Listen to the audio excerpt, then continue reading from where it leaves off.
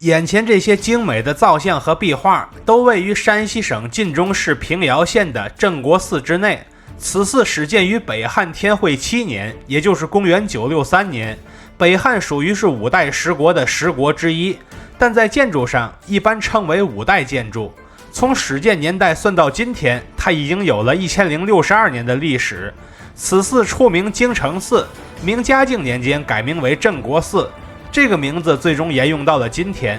院子正中间的万佛殿是中国为数不多的5代建筑之一，殿内的彩塑是5代造像，这个就更稀缺了。因为这座古刹拥有极其丰富的历史遗存，所以它是当之无愧的全国重点文保单位，也是我们晋中之旅中不可或缺的一站。而本次的同行人便是我多年的老朋友南希了。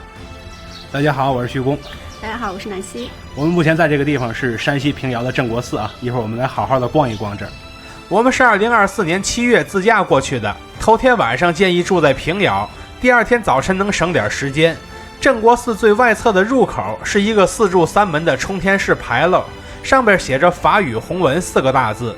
越过牌楼，里边就是停车场，车位还算是够用，而且这家停车场是免费的，这点比双林寺强。停好了车之后，就准备去检票口了。全价票23元一位，线上票记得提前买，因为系统得读取很长时间才给出票。别问我是怎么知道的。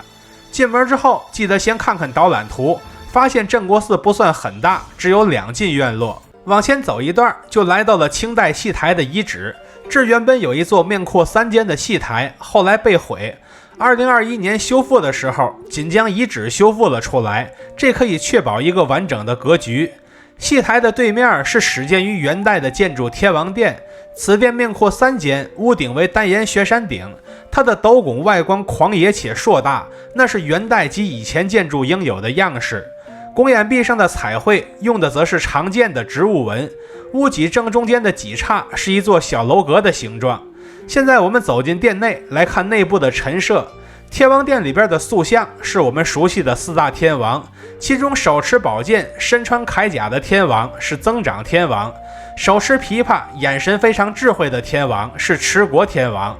左手里悄悄攥着个蛇头的是广目天王，最后手里拿着一根长矛的是多闻天王，有时候会换成伞或者幡儿。如果抬头看屋顶，就能看到关于浮梁功德主的记录，另一处题记上写了年份，它是清乾隆年间的修缮题记。殿内山墙上的壁画则描绘了一些世俗化的生活场景。天王殿的西侧是一个没有鼓的鼓楼，它的屋顶是悬山顶，东侧钟楼的形制与鼓楼相同，这里边有一口金带的大铁钟，这可是一件货真价实的宝物，可惜不能上去细看。走出天王殿之后，我们发现了一处施工工地儿，当时万佛殿的东侧一角出现了问题，所以围起来施工了。这座万佛殿始建于北汉天会7年，它就是我们开头提到的那座拥有1000多年历史的5代建筑。我们从航拍视角能看出它的屋顶是歇山顶，而且一整个东面都被封起来了，正面墙上的碑也被挡住了一部分，没挡住的那块碑则是一块清嘉庆年间的碑。现在我们绕到没修缮的角落，发现这座5代建筑未用普拍方。再看万佛殿的窗棂，发现它虽然只有4扇，却用了双胶4碗和博古纹2种样式。斗拱的结构比较简单，就选个零件齐全的转角铺座来说一说。它下方做了卷纱的柱头，直接顶着炉斗，往上是3个方向各出2跳的滑拱，再往上是3个方向各出2跳的昂。斜出与正出的几组铺座之间有鸳鸯交手拱相连，交汇的位置有熟悉的平盘斗，也有挖出十字槽的交互斗，最高处则是尖锐的劈竹昂。里外里就这些构件，虽然零件不少，但结构是很容易拆解的。看完这些，我们准备走进万佛殿内去看内部的陈设。它的屋顶有一处非常清晰的题记，写此处是建造给皇帝等人的一处佛国圣地。往高处看屋顶，还能看到几处其他题记，其中清嘉庆年间那处比较清晰，但是北汉和金代题记不好找，因为当时在修缮，一整面都封住了，所以万佛殿里特别暗，完全没法看。我找了个明亮的网图给大家指一指位置，蓝圈就是北汉题记，黄圈就是金代题记。万佛殿周遭的壁画是大批量的小佛像，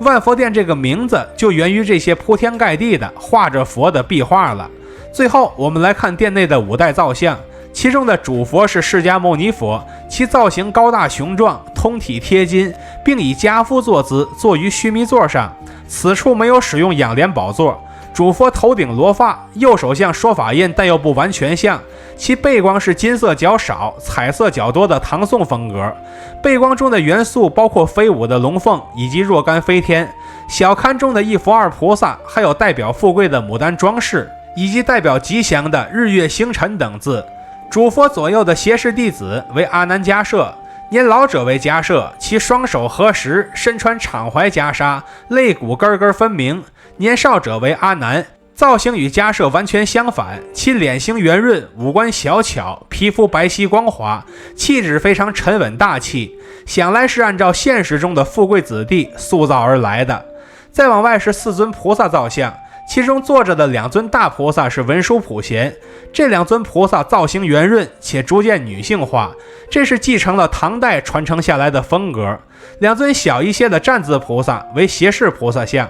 这2尊菩萨的站姿拥有很明显的 S 型曲线美，这个唐风要比坐姿的菩萨更明显一些。最外侧是2尊护法天王，左些侍卫的天王高鼻深目，胡子拉碴，身穿铠甲，看起来很像是胡人。右些侍卫天王头戴兜鍪，双手握拳，眉毛是倒八字眉，长相看起来很像是汉人。最后是正前方的2个供养童子，他们端坐在莲花座上，做出施礼姿态，虽有部分破损，但2尊塑像还都在，这就已经非常不容易了。至此我们就看完了万佛殿的全部造像。看完万佛殿后，我们来看西侧的一组配殿。第一个是面阔一间的土地殿，靠上的方板上有4个字，但仅有圣境2字没有褪色。别看土地爷不是大官，但土地殿的侧面也给配了壁画，这说明老百姓对土地很重视。殿内共有5尊清代造像，中间是土地爷，旁边是金童玉女，最外侧则是2个鬼卒。土地殿的旁边是一个碑廊，下边摆着很多石碑，其中正中间的是清嘉庆年间的碑，其余的功德碑上未见年份记载，墙上的小碑太远了，实在看不清楚。碑廊的另一侧是面阔一间的财神殿，方板上的彩绘现在基本上已经褪尽了。殿内供奉的是财神和福神，所以有2尊塑像，而外侧的鬼卒塑像则已经严重破损了。至于东侧的一组小配殿，也被正殿的修缮区封印起来了，也不能细看了，但务必记得要隔着红线远看一眼北汉时期的半截碑，可惜施工拦着，也没法过去细读了。现在我们穿过月洞门，来到万佛殿的后边，还好后面是可以正常参观的。这后面的塑像是自在坐姿势的倒坐观音，其左右2侧是善财和龙女，龙女像的头已经无了。万佛殿后就是第2进院落，院里有2个绿色的大缸，但我确认过了，缸里没有3冬虫。现在我们来看第2进院落的西配殿，也就是地藏殿。此殿面阔5间，屋顶为单檐雪山顶，建筑的年代为明代，泥道拱上还有残存的彩绘，这颜色太愣了，怀疑近几十年重描过。而地藏殿的殿外2侧也各有一处壁画，画中的那些鬼卒看起来还真的是栩栩如生。现在我们走进地藏殿，来看殿内的造像，中间端坐的是地藏王菩萨，左右胁侍卫则是道明、敏公2弟子，他们的前边还站着个鬼卒，而殿内的左右2侧则是十殿阎王，这是教科书般的地藏殿配置。殿内的山面还有一副对联：杨氏奸雄，7天害理犹止辱，因私报应，古往今来放过谁？有一种白玉堂放狠话的美。如果抬头看屋顶，还能看到清嘉庆年间的修缮题记，其他的梁架上有多处清雍正年间的题记，看来雍正这次的修缮质量有待提高，不然嘉庆年间就用不着费劲了。看完地藏殿，我们去看对面的观音殿，它同样是面阔5间，屋顶同为单檐雪山顶，年代则是明建清修，它旁边的小屋子则已经被改造成消防站了。它这个泥道拱上的彩绘外观相对来说比较完整，也是用了博古文的图案，殿前的2侧也是有壁画的，殿内的造像则是观音、善财龙女以及18罗汉，这都是新造像，就不多说了。最后我们来看第二进院落的正殿，也就是三佛楼，它是一座面阔3间的2层楼阁式建筑，下方是3个窑洞，上方则是1层阁楼。此楼重建于清雍正年间，后于清嘉庆年间重装金身，再描壁画。下层正中间的窑洞正好开着门，我们可以进去参观。但走进去之后，发现两边的窑洞是不能进去的。窑洞内供奉的是弥勒佛，也就是未来佛，拜。现在我们准备上楼，奔向三佛楼的上层。它的2楼和楼下一样，同样也是面阔3间。它的阙替位置是2个龙头，中间支出来了一个象头。现在我们准备走进殿内，先看三佛殿的3尊佛像。这次不是三世佛，而是3身佛。中间为法身佛毗卢遮那佛，看双手结的毗卢印就能看出来。东侧为报身佛卢舍那佛，西侧为应身佛释迦牟尼佛。3尊佛造型相同，连下边的须弥座都是相同的方形须弥座，身前各有几个胁侍菩萨。殿内的壁画画的是释迦牟尼的一生，不过我们俩都没拍到完整的素材，因为边边角角的地方比较暗，实在看不清楚。真正拍到细节的镜头就是靠下位置的隔墙雕像，讲的是悉达多太子力大无穷，能把大象举起来抛向天空。而在某些比较容易观察的地方，还能看到功德主留下的题记。至此，我们就逛完了一整座的镇国寺。